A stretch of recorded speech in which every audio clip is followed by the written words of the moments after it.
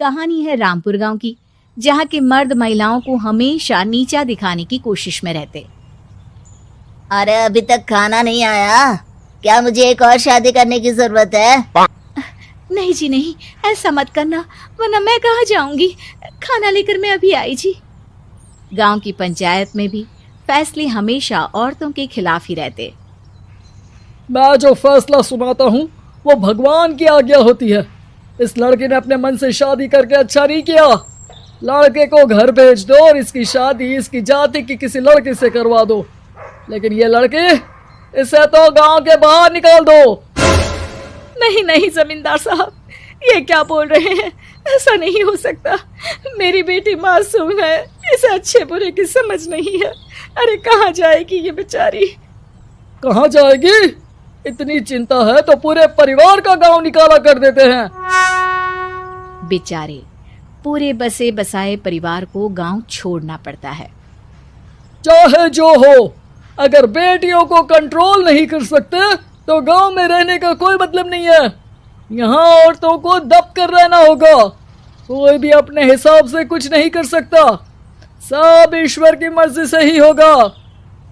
तभी गांव का एक आदमी दौड़ा दौड़ा आता है। सरपंच साहब, जमींदार साहब, वो कालिया है ना, उसकी बेटी पढ़ने के लिए शहर जा रही है। अच्छा, ये कब हो गया?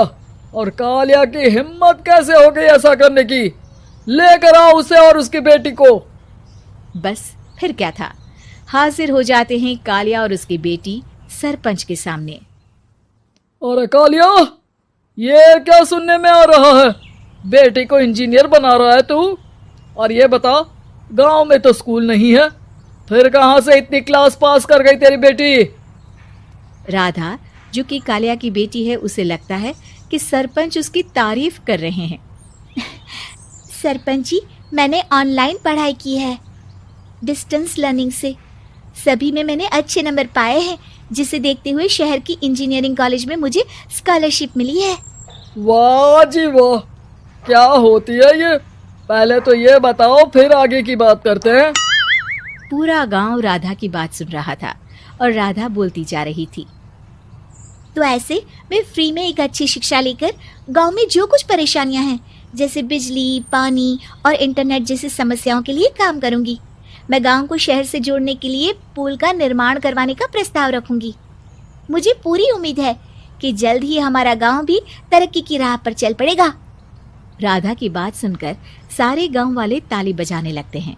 सरपंच को समझ नहीं आता कि वो क्या करे। चुप रह नादान लड़की, गांव के खिलाफ जाने के लिए तुझे गांव से बेदखल कर दिया जाएगा, वो भी पूरे परिवार के साथ। और हाँ, अगर ठीक से गांव में रहना चाहती है तो ये पढ़ाई लिखाई छोड़ दे। हम तेरे लिए गांव का कोई होनहार लड़का देखेंगे। तभी गांव का एक आदमी बोल पड़ता है।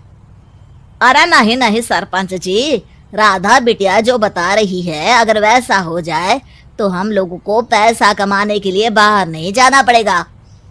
हाँ जी, और ना ही कोसों दूर पानी के लिए भटकना पड़ेगा।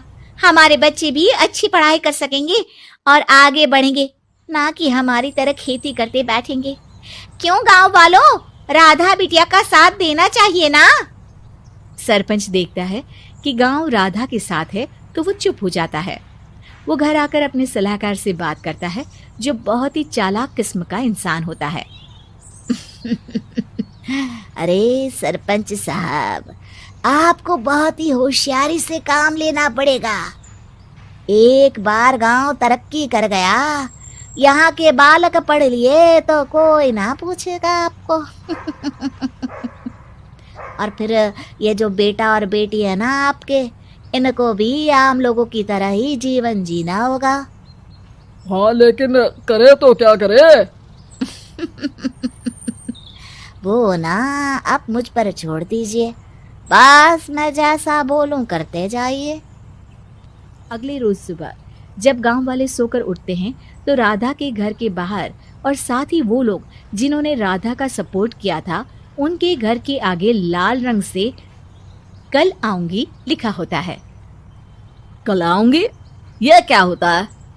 अरे यह तो खून से लिखा है, लगता है कोई भूत प्रेत या चुड़ैल का साया है। चलो सरपंच जी के पास चलते हैं। सभी सरपंच के पास जाकर उसे सारी बात बताते हैं। और ये तो बड़ी मुश्किल की बात है। चलो, मैं एक बाबा को जानता हूँ, उन्हें बुला लेता हूँ। सरपंच बाबा को लेकर गांव के घर के बाहर जाता है।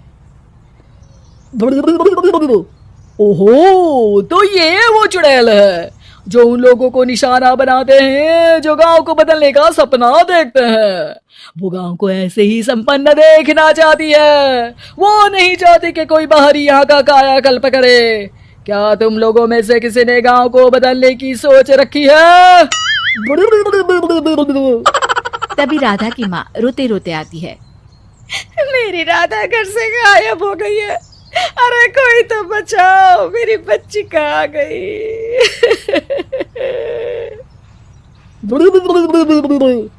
ले गई वो चुड़ैल, तेरी बच्ची को ले गई। अब वो उसे श्रापित करके छोड़ेगी, उस पर चुड़ैल का साया हो जाएगा। तभी बुरी सी हालत में राधा भी वहां आ जाती है। उसके बाल चुड़ैल की तरह फैले होते हैं और कपड़ों में खून लगा होता है। सभी राधा को देखकर डर जाते हैं। माँ, पता नहीं मुझे कौन उठा कर ले गया था। अरे दूर दूर हो जा चुड़ैल, अब हम लोग इस गांव में नहीं रुकेंगे। अरे कैसे बातें कर रहे हैं आप? कल तो आप मेरे भरोसे गांव का हुलिया बदलने, अपने बच्चों को पढ़ाने और तरक्की उन्नति की बात कर रहे थे, तो आज क्या हो गया आपको? ये फिर तुम लोगों को बहकाएगी। ये चुड़ैल गांव में आ चुकी है, ऐसे ही ये तुम्हारे घर के बच्चों को भी ले जाएगी। गांव वाले राधा को गांव से बाहर निकाल देते हैं। उसके माँ बाप रोते रहते हैं, लेकिन गांव वाले नहीं मानते। मैं भी अपनी बहन के साथ गांव के बाहर रहूंगा, लेकिन वो पढ़ाई नहीं छोड़ेगी। वहीं सरपंच के घर पर सलाहकार कहता है, देखा, सांप भी मर गया और लाठी भी नहीं टूटी। लेकिन अगले ही दिन सरपंच के घर के बाहर भी वही शब्द लिखे होते हैं। और फिर सरपंच की बीवी कहती है, हमारी बेटी को किसी ने अगवा कर लिया है। तभी राधा का भाई वहां आ जाता है। अरे गांव वालों, मैंने सरपंच जी की बेटी को देखा था। वो चुड़ैल उसे उठाकर ले जा रही थी। अरे क्या मजाक कर रहे हो? नहीं नहीं सरपंच जी, आप नहीं जानते। वो चुड़ैल अब आपकी बेटी में आ जाएगी, जैसे राधा के अंदर आ गई थी। तभी सरपंच की बेटी वैसी ही हालत में वहां आती है जैसे राधा आई थी। पापा, पता नहीं कैसे मैं गायब हो गई थी। चुड़ैल, इसके अंदर भी चुड़ैल का साया है, मारो इसे। अरे नहीं नहीं, इसे भी राधा के पास गांव के बाहर ही भेज दो। अरे चुप रहो, मेरी बेटी कहीं नहीं जाएगी और चुड़ैल बुड़ैल कुछ नहीं होता है। अरे कैसे बात कर रहे हो सरपंच जी? आप तो बोल रहे थे कि आपका फैसला भगवान का ज्ञान होता है, तो अपने पर बात आई तो अब आप ऐसे बोल रहे हैं। अरे ना ना ना, आपको अपनी बेटी को त्यागना ही होगा। अरे बुलाओ बाबा को। राधा का भाई बाबा को ले आता है, जिसे अब गांव वालों के डर के कारण सच बोलना पड़ता है। मैं कोई बाबा नहीं हूँ, मैं तो मोची था। ये सलाहकार महोदय ने मुझे कहा था एक्टिंग करने को। वो मुझे पैसे देने वाले हैं। अब मुझे माफ कर दो। गलती हो गई, मुझे माफ कर दो। तभी वहां राधा आ जाती है। देखा सरपंच जी, जब गांव के बच्चे साक्षर होंगे तो आप जैसे लोगों की चालाकी नहीं चलेगी।